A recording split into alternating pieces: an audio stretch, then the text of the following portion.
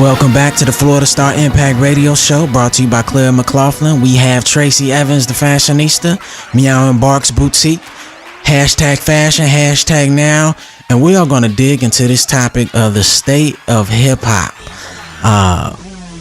Traci, we have so much going on with hip hop, and as I mentioned before the break, I'm so torn with it because my preferred genre of music since I've been growing up has been rap. And before the Michael Jackson and the Prince, and then right after that was some straight up Run DMC and LL Cool J, and it grew to Tupac, Biggie, Jay-Z, Nas. It took me all through my childhood, high school, college, young adult years, and now I'm in my early 30s, and with a family and a son, and a lot of different perspective on life. I look at not only the current rap, but I look at rap from the past that I enjoyed so much, and I see it for some of the reckless elements and some of the be honest, ignorance. Right. And certain things where I've lived long enough to see the net effect, and I'm not sure if it's a net gain when I look at the community, when I look at my block in Chicago. When I come back, I see the same cars, or more fancy cars, and they're banging the music, and the energy is there, and the clubs are still thumping. But I'm not sure if we evolving, as a people from it. And where the argument used to be that rap music imitates real life, I think we're getting into a time where real life is imitating the rap music, and the rap music is just getting, further and further, out there. But I do love it. I think there has been no genre of music has compared to the energy, the empowerment, the expression, the influence ever. And it was a voice for the voiceless.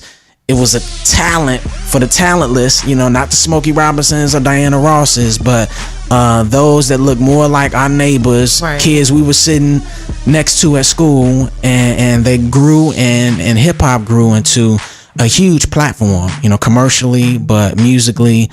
But when you have situations, and you can weigh in on maybe the Rick Ross line, where he references in a metaphorical way date rape by using, a popular drug that's out now, a drug that most people didn't know until rappers started talking about it, which are Molly's, popping Molly's. And he got in trouble. He actually Reebok dropped his endorsement. There was a woman's organization that protested. And as a woman, how do you feel about rap? Because women have to take rap hard. I mean, there's so much that... Well, I think it just depends on the type of woman that you are and what you believe in.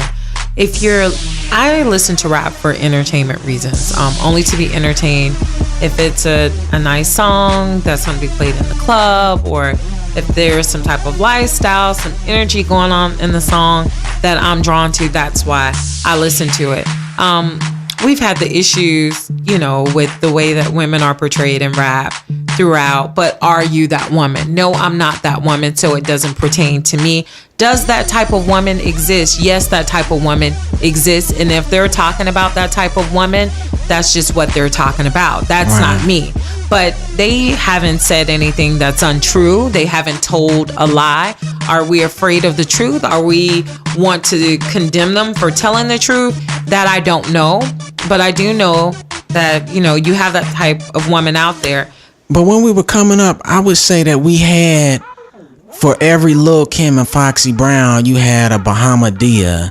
It was very soulful, poetic rap. You had a Lauryn Hill. You had a couple other and I'm not sure if we see the same sort of balance of quality amongst men rappers. We but don't. Definitely women. We don't. I mean, it seems like the breakthrough, there's only probably one or two relevant female rap artists, Nicki Minaj, and maybe you'll say a Trina. And we know they're talking about, getting down, so. But it's just all about, is there anyone standing up for music as a whole? Is there anyone out here? Do we even have a leader within our culture like they had back that, our parents had back in the days, when you had a leader like Martin Luther King, or when the righteous Jesse Jackson was in the 80s. But we had that leader. You're right. That kind of stood in and said, hey, this is what you do.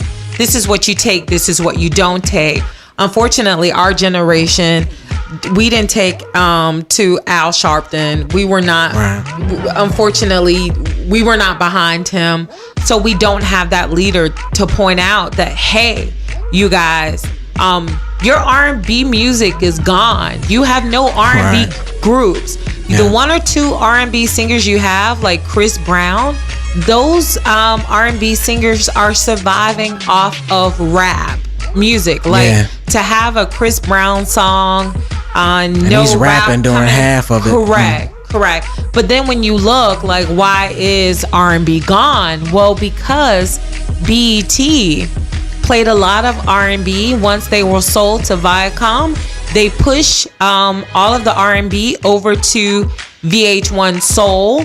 Now, VH1 Soul is available on Comcast and DirecTV, but you have to pay extra for those packages. So it's not where you can just turn your television on and see an R&B artist. So how are they expected to survive when their platform and how they're able to be viewed has now been limited just by radio, web, through the media, and their performances? So I can't remember the last time I've turned on television, BET, and saw a great R&B video. But I can go to VH1 Soul and catch dozens of R&B singers, new R&B singers out here. But I think